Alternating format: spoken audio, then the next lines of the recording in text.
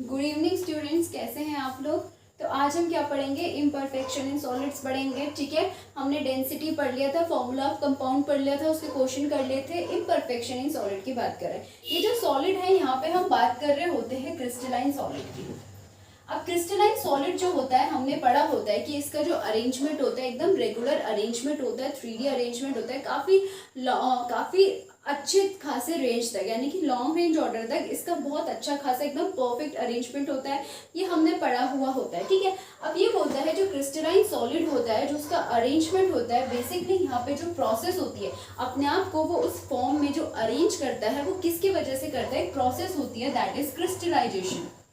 Crystallisation जो हमारी process होती है, इसके वजह से वो अपने आप को क्रिस्टल फॉर्म में, क्रिस्टल लैटिस फॉर्म में क्या करके रखता है, यानी कि 3D अरेंजमेंट में अपने आप को अरेंज करके रखता है। ठीक है, अब क्रिस्टलाइजेशन जब आपकी बहुत ज़्यादा फास्ट होती है तो उस टाइम पे जो आपका सॉलिड होता है, यानी क्रिस्टलाइन सॉलिड होता है आपका, वो अपने आप को ढंग से अरेंज नहीं कर पाता, यानी कि कुछ ना कुछ डिफेक्ट उसमें आ जाता है। उसका आपका ऐसा करके स्ट्रक्चर है, अगर 3D स्ट्रक्चर है, अगर ये प्रोसेस जो क्रिस्टलाइजेशन प्रोसेस हो रही है वो बहुत ज़्यादा फास्ट हो रही है तो अपने आप को लाइक NaCl मैंने एग्जांपल लिया, वो कुछ ना कुछ इसमें डिफेक्ट लाएगा, यानी कि इतने अच्छे से वो अपने आप को अरेंज नहीं कर पाएगा, एकदम परफेक्ट 3D अरेंजमेंट वो नहीं देगा।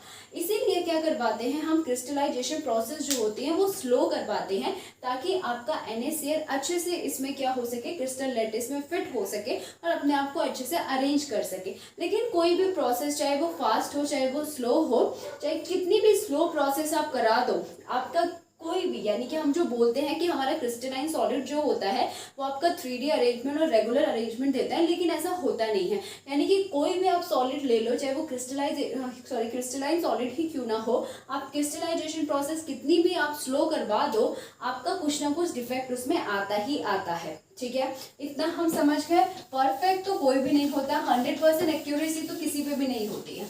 ठीक है, अब यहाँ पे इम्परफेक्शन जो आता है वो दो तरीके से आता है, या फिर किसी भी क्रिस्टलाइन यानी कि क्रिस्टल लैटिस में आपका आता है पॉइंट डिफेक्ट, या फिर आपका आता है लाइन डिफेक्ट। पॉइंट डिफेक्ट का मतलब क्या होता है कि मान लो हम क्या बोलते हैं कि ये आपका लैटिस है, यहाँ पे आपके क्या है, पार्टिकल्स आपके अरेंज है, तो क्या होता है इस पर्टिकुलर पॉइंट में आपका क्या आ जाता है, डिफेक्ट आ जाता है। कैसे डिफेक्ट आ जाता है, मान लो यहाँ पे Na है, यहाँ पे Cl है, Na है, Cl है, Na है, Cl है, ऐसे करके यहाँ पे आपके क्या है, अरेंज है। ठीक है, ऐसे करके हमारे सारे पार्टिकल, ये Na है, ये Cl, ये Na है, ये Cl है, ऐसे करके आपके अरेंज है। ठीक है, Na है, Cl है। ठीक, यहाँ पे मैं स्टार लगा रही हूँ, ये आपका Cl है, मुझे क्योंकि ये दिख नहीं रहा होगा शायद आपको, इसलिए यहाँ पे आपका आएगा Cl, यहाँ पे आपका आएगा Na, ठीक है, यहाँ पे आएगा Cl और यहाँ पे आपका आ जाएगा Na। ऐसे करके आपकी ये अरेंज है। ठीक, अब ये बोल रहा है कि एक पर्टिकुलर पॉइंट में आपका डिफेक्ट आता है, यानी कि इस लैटिस से क्या होता है, मान लो कि इस लैटिस से इस पर्टिकुलर जगह में क्या हो जाती है, आपकी वैकेंसी हो जा रही है। आपने इतना ज़्यादा फास्ट करवाया है या फिर आप स्लो भी करवा रहे हो अगर कोई प्रोसेस क्रिस्टलाइजेशन, तो क्या होती है, कोई ना कोई डिफेक्ट आता है। जैसे कि पॉइंट डिफेक्ट में एक पर्टिकुलर पॉइंट से आपका इस पर्टिकुलर पॉइंट में अपने आप को NaCl का कोई भी आपका जो Na और Cl क्या है, NaCl किससे बना है, Na+ और Cl नेगेटिव, यानी कि इस पर्टिकुलर पॉइंट में आपका कोई भी एक आयन जो है वो फिट नहीं हुआ है, उसने उस लैटिस को, यानी कि उस पॉइंट को, आपके उस लैटिस के उस पर्टिकुलर पॉइंट को छोड़ दिया है, या फिर अगर फिट हो गया है तो प्रोसेस के दौरान ही वो वहां से वापस निकल गया है, तो ये खाली जो होता है ये क्या करता है, डिफेक्ट को क्रिएट करता है। अगर मैं बात करूँ लाइन डिफेक्ट की, लाइन डिफेक्ट बोलता है, इसी में बता देती हूँ कि एक मान लो ये 3D अरेंजमेंट है, इसके पीछे भी होगा, इसके ऊपर भी होगा, ऐसे करके, तो ये बोलता है कि आपका लाइन डिफेक्ट का मतलब होता है कि एक पर्टिकुलर लाइन, पूरी की पूरी लाइन जो है वो आपकी वेकेंट है, या फिर आप हॉरिजॉन्टल ले लो या फिर आप वर्टिकल ले लो, पूरी की पूरी एक लाइन जो है वहां पे क्या है, डिफेक्ट अराइज हो रहा है। क्या हो रहा है, प्रोसेस के दौरान, यानी कि क्रिस्टलाइजेशन प्रोसेस जब आपकी सॉलिड की हो रही होती है तो उस दौरान क्या हो रहा होता है ये अपने आप को उस जगह पे फिट नहीं कर पाता है, वेकेंट छोड़ देता है, या फिर फिट होने के बाद उसी प्रोसेस के दौरान वो आपके जो पार्टिकल्स होंगे वहाँ पे वो वहाँ से बाहर निकल जाते हैं। ठीक है, इतना हम समझ गए।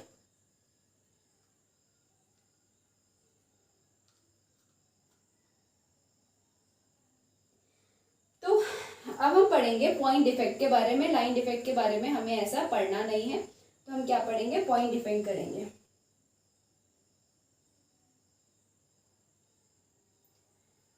हम समझ गए ना कि हम क्रिस्टलाइजेशन प्रोसेस करते क्यों है। हम क्रिस्टलाइजेशन प्रोसेस इसलिए करते हैं ताकि आपके जो कंपाउंड है वो उस क्रिस्टल में फिट हो जाए, हमारा एक क्रिस्टल पूरा फॉर्म होता है। चलो इतना तो हम समझ गए। अब हम यहाँ पे जो हमारे सिलेबस में है हम पढ़ते हैं पॉइंट डिफेक्ट के बारे में। हम यहाँ पे अपना लाइन डिफेक्ट के बारे में नहीं पढ़ते हैं। ठीक है, तो हम देखेंगे कि पॉइंट डिफेक्ट क्या क्या होता है, कैसा होता है, उसके बारे में हम अच्छे से पढ़ेंगे, कैसे अराइज होता है। यहाँ पे मैंने बोला है कि ये आपका क्या है, पॉइंट डिफेक्ट है। अब ये पॉइंट डिफेक्ट मैंने क्या बोला कि आपने क्रिस्टलाइजेशन प्रोसेस करवाई और वहाँ पे पर्टिकुलर एक पॉइंट जो हो गया है वो वेकेंट रह गया है। ठीक है, तो ये पॉइंट डिफेक्ट जो आपका होता है ये आपका 3 टाइप का होता है। एक आपका क्या होता है, एक आपका आता है स्टीक्योमेट्रिक डिफेक्ट, एक आता है आपका सेकंड वाला इम्प्योरिटी डिफेक्ट,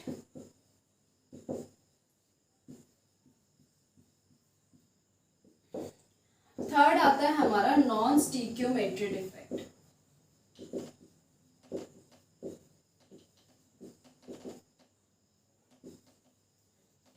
ठीक है, ये 3 डिफेक्ट हमारे पॉइंट डिफेक्ट से अराइज होते हैं। मतलब ये पॉइंट डिफेक्ट जो है उसी का आपका ये 3 टाइप है। ठीक है, इस पॉइंट डिफेक्ट की वजह से ही ये डिफेक्ट जो आएंगे आपको दिखाई देगा। मैंने क्या बोला, एक पर्टिकुलर पॉइंट में आपका डिफेक्ट हो रहा है। अब वो डिफेक्ट कैसे हो रहा है, वो ऐसे हो रहा है, यानी कि इस पॉइंट डिफेक्ट के ही ये आपके पार्ट है। ठीक है, ये हम पढ़ेंगे। ओके, इतना हम समझ गए। तो अब क्या होता है, स्टीरियो डिफेक्ट का मतलब क्या होता है, ये आपका बैलेंस को मेंटेन करके रखता है। बैलेंस को क्या करके रखता है, मेंटेन करके रखता है। कैसे बैलेंस को मेंटेन करके रखता है, यानी कि अगर एक पर्टिकुलर पॉइंट से मैंने बोला है कि ये आपका क्रिस्टल लैटिस है, अगर एक पर्टिकुलर पॉइंट से आपका कुछ भी चीज हटा है, यानी कि हमें पता है कि अगर मैंने NaCl लिया है तो ये आपका Na+ और Cl नेगेटिव में डिसोशिएट होता है। मैंने बोला एक पर्टिकुलर पॉइंट से आपका क्या होता है, ये आपके जो आयन होते हैं वो आपके निकल जाते हैं, वेकेंट हो जाता है स्पेस। यानी कि अगर मैंने यहाँ पे बोला है कि यहाँ से हमारा Na+ जो है वो निकला है, तो इस चीज को बैलेंस करने के लिए दूसरे साइड से हमारा Cl नेगेटिव में निकलेगा। यानी कि आपका जो आपका डिफेक्ट होगा, इस डिफेक्ट में आपकी जो बैलेंस होगी वो मेंटेन होगी। स्टीरियोमेट्री का मतलब होता है कि जो आपके पॉजिटिव और नेगेटिव चार्ज होते हैं वो आपके बैलेंस होने चाहिए। तो वही बोल रहा है कि इस लैटिस से अगर एक पर्टिकुलर पॉइंट से अगर आपका पॉजिटिव चार्ज निकलता है, पॉजिटिव आयन आपका निकल रहा है, तो उसको बैलेंस करने के लिए किसी भी दूसरे पॉइंट से आपका नेगेटिव आयन निकलना चाहिए, तभी जाके वो बैलेंस होगा। ठीक है, ये आपका स्टीरियोमेट्री डिफेक्ट होता है।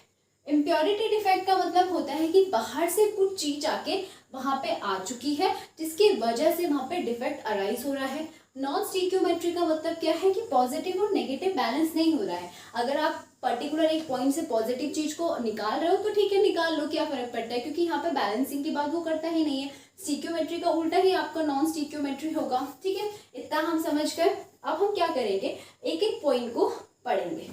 सबसे पहले मैं स्टीरियोमेट्री पढ़ूंगी। ठीक है, सबसे पहले हम पढ़ेंगे स्टीरियोमेट्री डिफेक्ट।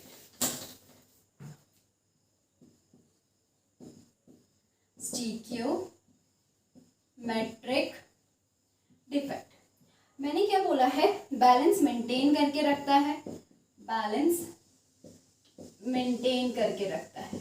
ठीक है, इतना हम समझ गए। स्टीरियोमेट्री डिफेक्ट में हम 2 चीज पढ़ते हैं। एक तो हम यहाँ पे क्या पढ़ेंगे, इंटरस्टिशियल डिफेक्ट पढ़ेंगे और एक वेकेंसी डिफेक्ट पढ़ेंगे। एक तो हम पढ़ेंगे यहाँ पे वेकेंसी डिफेक्ट पढ़ेंगे और दूसरा हम यहाँ पे इंटरस्टिशियल डिफेक्ट पढ़ेंगे। इंटरस्टिशियल डिफेक्ट, ठीक है। एक हम यहाँ पे इंटरस्टिशियल डिफेक्ट पढ़ रहे हैं और एक आपके यहाँ पे वैकेंसी डिफेक्ट पढ़ रहे हैं। तो वैकेंसी में क्या हो रहा है, हमें पता चल रहा है कि हमारे लेटिस से कुछ ना कुछ वेकेंट हो रहा है। मान लो ये आपका लेटिस है, मैं आप ऐसे बना रही हूँ ताकि आपको अच्छे से समझ आ जाए, ठीक है। आपको 3D में बना के यानी कि क्यूब बना के मैं नहीं दिखा रही हूँ। यहाँ पे आपका एग्जाम्पल मैं NaCl मान के चलूँ, मान के चल लेते हैं, इजी सा एग्जाम्पल है। ये आपका Na, थोड़ा बड़ा बना देती हूँ।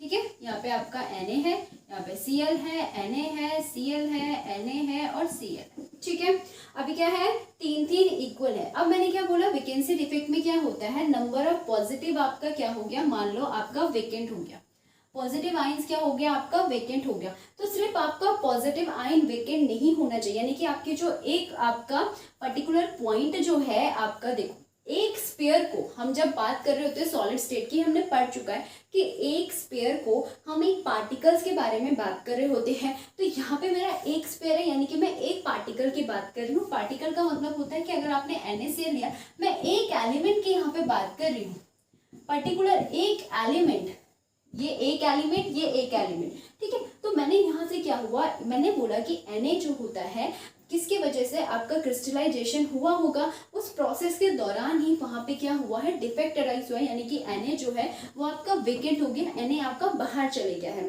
ठीक है, इस लैटिस से। तो सिर्फ Na नहीं जाएगा, बिकॉज स्टीक्योमेट्री डिफेक्ट है, तो आपका यहाँ से Cl भी जाएगा, ठीक है। अब एक और चीज, जब मैं बात कर रही हूँ वैकेंसी और इंटरस्टिशियल की, तो यहाँ पे मैं Na प्लस और Ca नेगेटिव, Cl नेगेटिव की बात नहीं करूंगी। यहाँ पे मैं बोलूंगी कि Na गया और Cl गया। यहाँ पे इस पॉइंट में मैं आपके आयंस के बारे में बात नहीं कर रही होती हूँ, तो यहाँ पे आपका NaCl लेना भी बेकार है। बाकी अगर आप NaCl ले रहे हो, एग्जाम्पल मैंने जस्ट समझाने के लिए लिया, मत लो NaCl।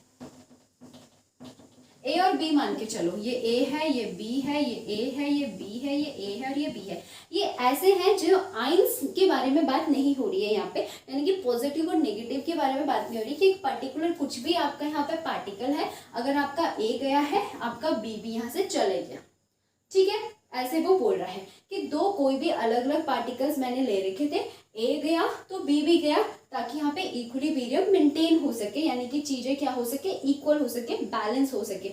वैकेंसी और इंटरस्टिशियल की जब बात कर रहे होते हैं तो वहां पे आयंस की बात नहीं कर रहे होते हैं, ठीक है। इतना आप समझ गए। पॉजिटिव नेगेटिव मैं इसलिए समझा रही थी क्योंकि आपको अच्छे से समझ आएगा। बाकी मैंने बता दिया कि वैकेंसी और इंटरस्टिशियल में हम आयंस के बारे में बात नहीं कर रहे हैं, मैं जस्ट नॉर्मल बोल रही हूँ कि एक पार्टिकल है A, अगर वो हटा तो B भी हटना चाहिए ताकि A भी आपके बराबर हो सके, ठीक है। तो यानी कि A भी यहाँ से हटा, दो जगह आपकी क्या हो चुकी है, खाली हो गई है, वैकेंसी भी क्रिएट हो गई है और आपका क्या हुआ है, बैलेंस होना चाहिए यहाँ पे, वो बैलेंस भी हो चुका है। अब आता है आपका इंटरस्टिशियल डिफेक्ट।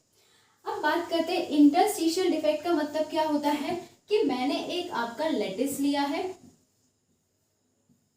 सेम हम यहाँ पे आयंस के बारे में बात नहीं कर रहे, पॉजिटिव नेगेटिव चार्ज नहीं आएगा, ए बी और ए बी, ठीक है। अब क्या बोल रहे हैं, इन डिफेक्ट में क्या होता है आपका कि बाहर से कोई पार्टिकल्स आएगा और यहाँ बीच में यानी कि C कोई पार्टिकल आया और इस इंटरस्टिशियल यानी कि इन जो आपका ऑलरेडी आपका लेटिस में थे पार्टिकल्स A और B, अब कोई अनदर पार्टिकल अनदर एटम आया और यहाँ पे इसके बीच में इंटरस्टिशियल साइड में आके बैठ गया। अब क्या हुआ है, होना आपके चाहिए था ए बी तो होनी चाहिए थी, लेकिन यहाँ पे आपका क्या हुआ, एक नया सा पार्टिकल आया और यहाँ पे आके बैठ गया। अब इस पार्टिकल को बैलेंस करने के लिए, क्योंकि हर चीज दो दो है, तो दो पार्टिकल आके यहाँ पे बैठे, लाइक दो C आपके यहाँ पे आके बैठे ताकि चीजें आपकी बैलेंस हो सके, ठीक है। अब क्या हुआ है, 2A यहाँ पे क्या है, दो दो चीजें हैं, यानी कि A है, B है, C ऐसे करके है, AB है, यानी कि आपके क्या होने चाहिए, इवन नंबर होना चाहिए। ऑड नंबर होगा तो आपका पार्टिकल्स क्या हो जाएंगे, इम्बैलेंस हो जाएंगे। और इंटरस्टिशियल डिफेक्ट में पार्टिकल्स यानी कि जो आपका लैटिस है वो आपका क्या होना चाहिए, बैलेंस होना चाहिए। तो यहाँ पे आपकी चीज़ें क्या हो चुकी है, बैलेंस हो चुकी है। चलो अगर आपको ऐसा भी नहीं समझ आता है और अच्छे से इजीली मैं आपको एक्सप्लेन करती हूँ कि मैंने क्या बोला, कोई अनदर पार्टिकल जो आपके बीच में आके बैठ रहे हैं वो ए और बी ही है, यानी कि हमारे सराउंडिंग में और ए बी पार्टिकल्स हैं, वो आए और ए यहाँ पे बैठ गया, बी यहाँ पे बैठ गया, या फिर मैंने क्रिस्टलाइजेशन प्रोसेस करवाई और उस दौरान आपके जितने लैटिस में आने चाहिए थे उससे एक्स्ट्रा आपके ए बी यहाँ पे आके बैठ गए इंटरस्टिशियल साइट में। ठीक है, इससे क्या होगा, डिफेक्ट आपका अराइज होगा। इतना हम समझ गए। ठीक है, यहाँ पे हमने क्या देखा है कि जो हमारे एटम्स हैं वो इस लैटिस से बाहर को जा रहे हैं, तो हमारी डेंसिटी क्या हो रही है, यहाँ पे डेंसिटी क्या हो रही है, डिक्रीज हो रही है। यहाँ पे बाहर से अंदर आ रहे हैं यानी कि और ज्यादा इंक्रीज कर रहा है, तो डेंसिटी क्या हो रही है आपकी, इंक्रीज हो रही है। ठीक है, इतना हम समझ गए, बहुत ज्यादा इजी था। ठीक है, ये मैंने बात करी थी स्टीकियोमेट्री में, जब आपकी क्या थे यहाँ पे, आपके यहाँ पे आयंस नहीं थे। अब मैं बात कर रही हूँ कि अगर आयंस प्रेजेंट होंगे तो क्या होगा। ठीक है, अब जब मैं आयंस की बात, यहाँ पे मैंने क्या बोला है, जो वैकेंसी और इंटरस्टिशियल है, यहाँ पे आयंस के बारे में नहीं बोला है, ये आपके नॉन आयनिक कंपाउंड है, नॉन आयनिक पार्टिकल्स हैं। ठीक है, अब स्टीकियोमेट्री में ही मैं बात कर रही हूँ आयंस की। आयंस के लिए हम बात कर रहे हैं, अब डिफेक्ट कैसे अराइज होता है। जब हम आयंस की बात कर रहे होते हैं उसके लिए हम क्या बोल रहे होते हैं कि हमारा क्या होता है, स्कॉटकी डिफेक्ट होता है,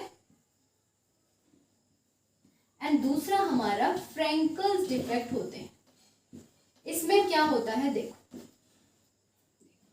सबसे पहले मैं बात करती हूँ आपके फ्रैंकल डिफेक्ट की बात करते हैं, थोड़ा सा अलग है। फ्रैंकल डिफेक्ट में क्या होता है, मैंने ऐसे करके लैटिस लिया, ऐसे है यहाँ पे।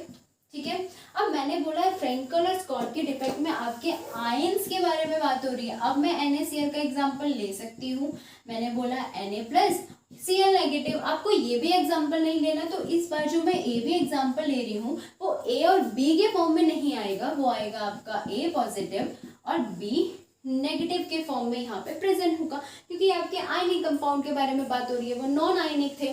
तो आयनिक कंपाउंड के लिए मैंने क्या बोला कि A+B negative, A+B negative, A+B negative, crystallisation process हुई और आपके A+B नेगेटिव ऐसे करके बैठ गए। लेकिन क्या हुआ, इसी प्रोसेस के दौरान आपके ये जो पार्टिकल्स है, इसी में से ये जो हमारे पार्टिकल्स है फ्रैंकल डिफेक्ट में, इसी में से अपनी लैटिस उसने छोड़ी और कहाँ आ गया, यानी कि B छोड़ो A, कैटाइन के बारे में बात करें कि कैटाइन छोटा होता है, कैटाइन ने अपनी साइड छोड़ी और आपके इंटरस्टिशियल साइड में आके बैठ गया, इस साइड में आके आपका बैठ गया और अपनी लैटिस छोड़ी, यानी कि जो लैटिस उसने अपनी, यानी कि जो साइड उसने अपनी छोड़ी है वो साइड हो गई आपकी वेकेंट।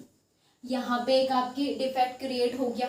दूसरा, वो इंटरस्टिशियल साइड में आके बैठ गया, यहाँ पे दूसरा डिफेक्ट आपका क्रिएट हो गया, यानी कि इस तरीके से इसने क्या किया है, डिफेक्ट को अराइज किया है। चलो इतना समझ गए।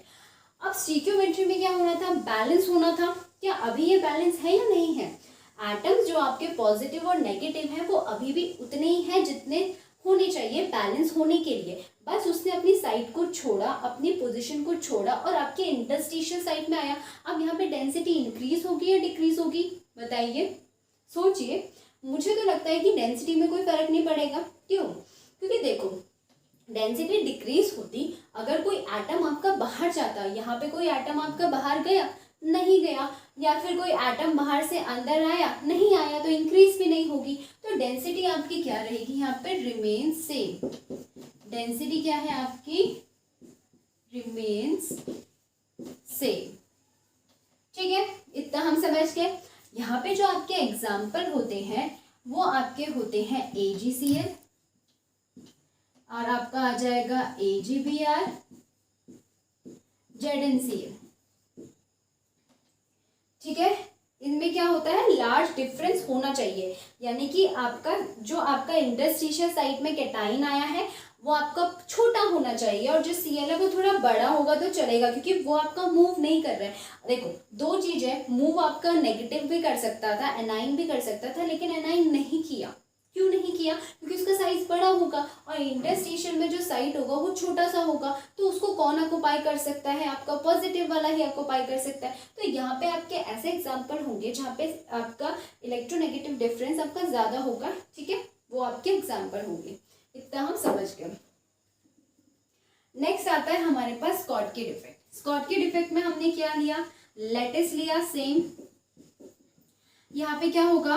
a plus B negative, a plus B negative, a plus B negative. यहाँ पे क्या होता है? वैकेंसी होती है। अगर आपका a प्लस निकला है, ठीक है, तो b नेगेटिव भी निकलना चाहिए, यानी कि क्योंकि बैलेंस करना ही है, a प्लस अगर आपका निकला है तो b नेगेटिव भी निकलेगा। इस टाइप का डिफेक्ट आपका बिल्कुल कैसा है? जैसे नॉन आयनिक वैकेंसी डिफेक्ट था, वैसे ही आपका सिमिलर डिफेक्ट ये आपका है। यहाँ पे आपकी डेंसिटी क्या करेगी? हमें पता है डेंसिटी आपकी डिक्रीज होगी। यहाँ पे आपके एग्जाम्पल वो होंगे जहाँ पे आपकी डिफरेंस ज़्यादा नहीं होगा, यानी कि Na निकल रहा है, Cl भी उसके साथ साथ निकल रहा है, यानी कि उनकी इलेक्ट्रोनेगेटिव डिफरेंस ज़्यादा नहीं होगा। लाइक आपका NaCl हो गया, आपका KCl हो गया। AgBr आप देख रहे हो कि दोनों में आपका एग्जाम्पल है। AgBr इसमें भी एग्जाम्पल है, AgBr एग्जाम्पल इसमें भी है। आ सकता है क्वेश्चन में कि कॉमन एग्जाम्पल फ्रेंकल और स्कॉटकी डिफेक्ट का कौन सा होता है? आपका AgBr होता है। ये आपके फोटोग्राफिक प्लेट में भी यूज किया जाता है, ठीक है, इतना हम समझ गए, ठीक है, ओके। हमारा पहला डिफेक्ट यहाँ पे खत्म होता है। दूसरा हम पढ़ते हैं इम्प्योरिटी डिफेक्ट, तीसरा डिफेक्ट हम कल पढ़ लेंगे।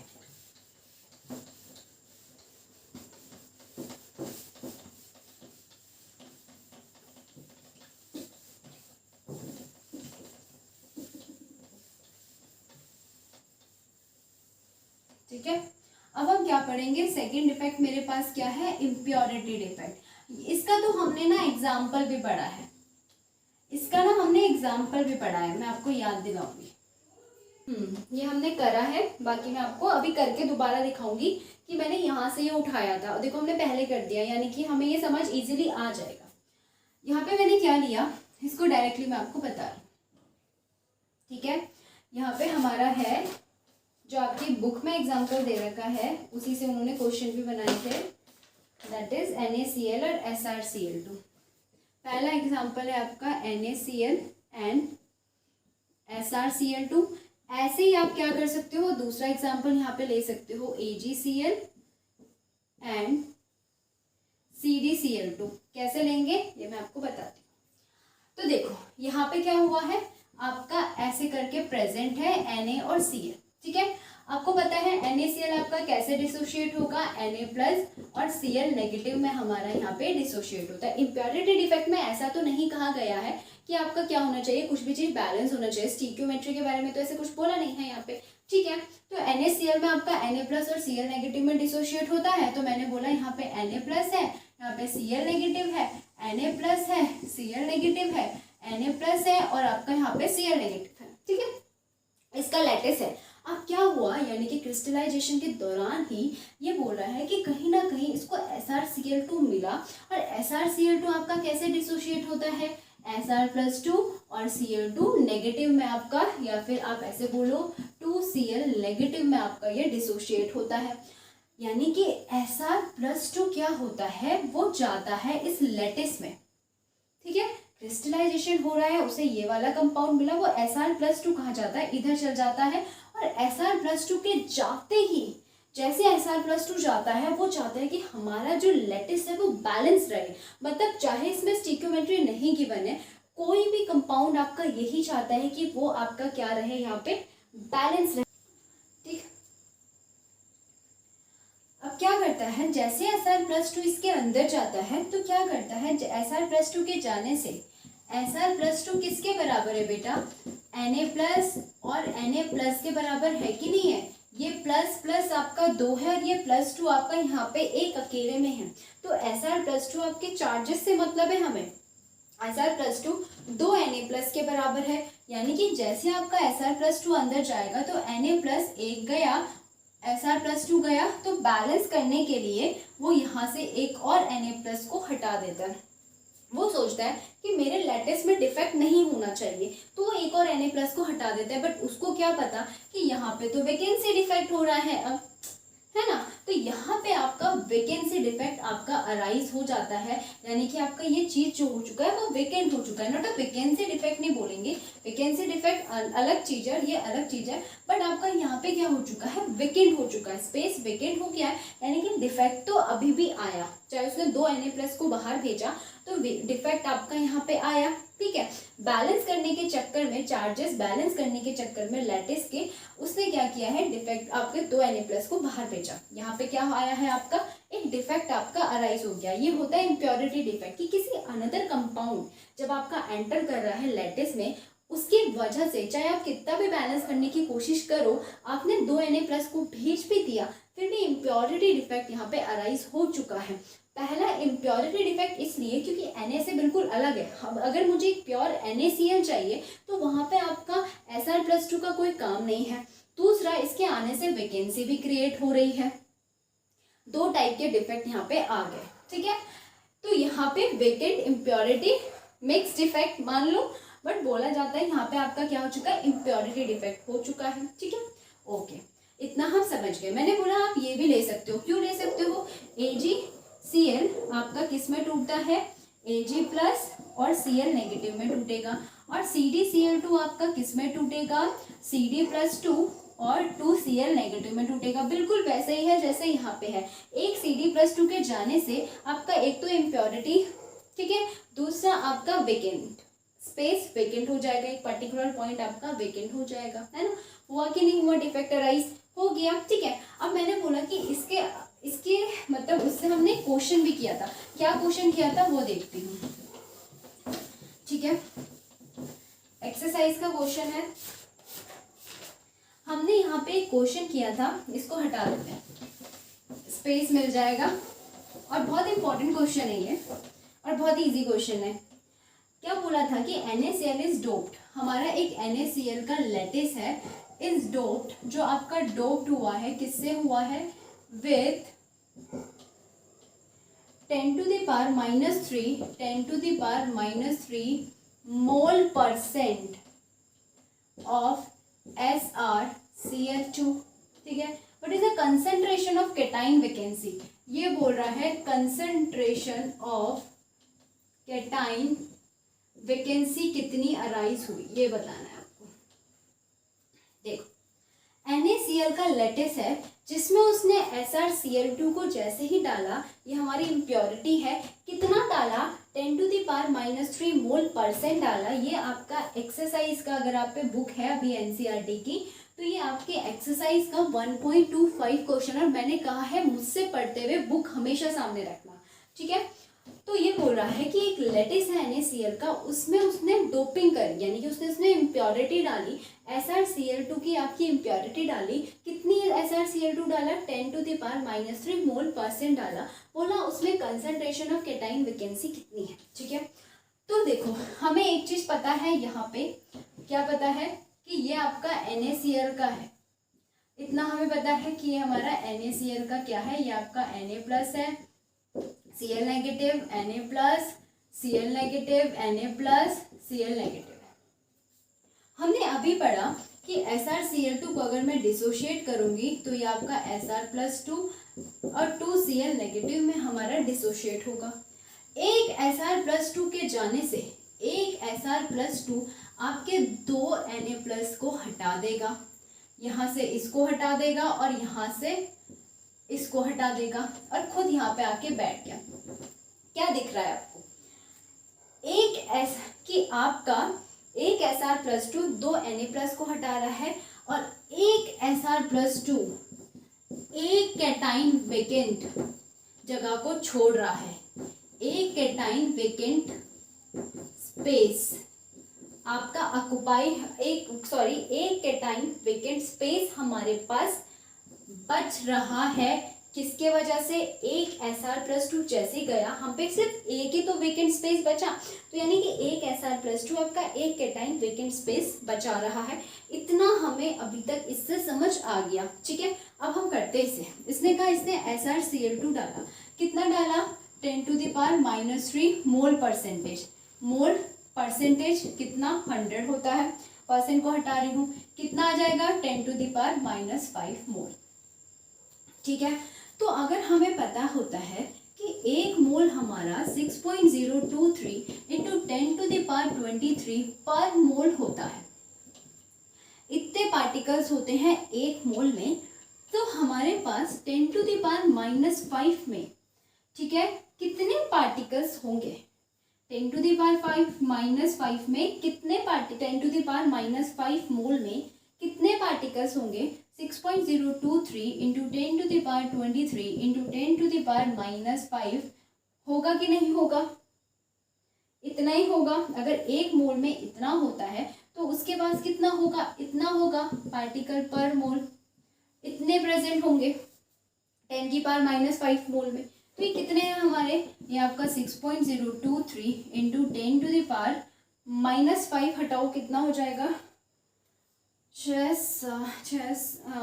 13 में 23 में से 5 ना, 13 में से 5, 6 7 8 9 10 7 8 9 6 7 8 9 10 11 12 13 1 2 3 4 5 6 7 17 10⁻70, ठीक है।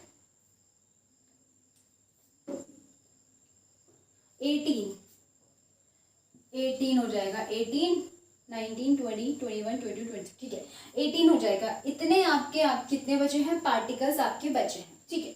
उसने बोला है कि इतना, इसको मैंने खोला है 10⁻³ मोल परसेंट को मैंने खोला है। उसने बोला है कि इतने पार्टिकल्स 10⁻³ मोल परसेंट को जब मैंने खोला, वो आपका कितना है? 6.023 इंटू 10⁻18 मोल इनवर्स पार्टिकल आपके इतने के बराबर है। इतना आपकी क्या हुई है? इतना उसने किस में डाला है? इसमें डाला है। अगर उसने इतना इसमें डाला है तो मुझे क्या पता है कि जितने Sr+2 आपके जा रहे हैं उतनी ही कैटाइन वैकेंसी आपकी वहाँ पे होगी। यानी कि एक Sr+2 अगर आपके जा रहा है तो एक कैटाइन वैकेंसी हो रही है। अगर इतने Sr+2 मैं इस लैटिस में डालूंगी तो वैकेंसी भी तो इतनी ही होगी। तो आंसर मेरा ये होगा कि नहीं होगा? मेरी बात समझने की कोशिश कर रहे हो? मैंने बोला है एक Sr+2 आपका एक कैटाइन वैकेंसी को क्रिएट कर रहा है, क्योंकि 2 Na निकल रहे हैं। एक जगह तो उसने खुद ही घेर ली, बाकी एक ही लेफ्ट बचा। तो अगर मैंने इतने कंसंट्रेशन यानी इतने पार्टिकल्स यहाँ पे आए हैं तो इतना ही तो कैटाइन वैकेंसी आपकी हुई होगी। तो हमारा आंसर यही तो होगा, ठीक है। तो यानी कि हमें क्या पढ़ना होता है? हमारे बेसिक क्लियर होने चाहिए, हम आराम से क्वेश्चन कर लेते हैं, ठीक। आज के लिए हम इम्प्योरिटी डिफेक्ट तक पढ़ते हैं। नेक्स्ट कल हमारे क्या बचा है? यहाँ पे नॉन स्टिकियोमेट्री डिफेक्ट बचा है, वो भी हम पढ़ लेंगे। फिर हम पढ़ेंगे आगे इलेक्ट्रिकल प्रॉपर्टीज, ठीक है। तो आज के लिए इतना बहुत, मिलते हैं आपसे कल, ठीक है। Bye bye.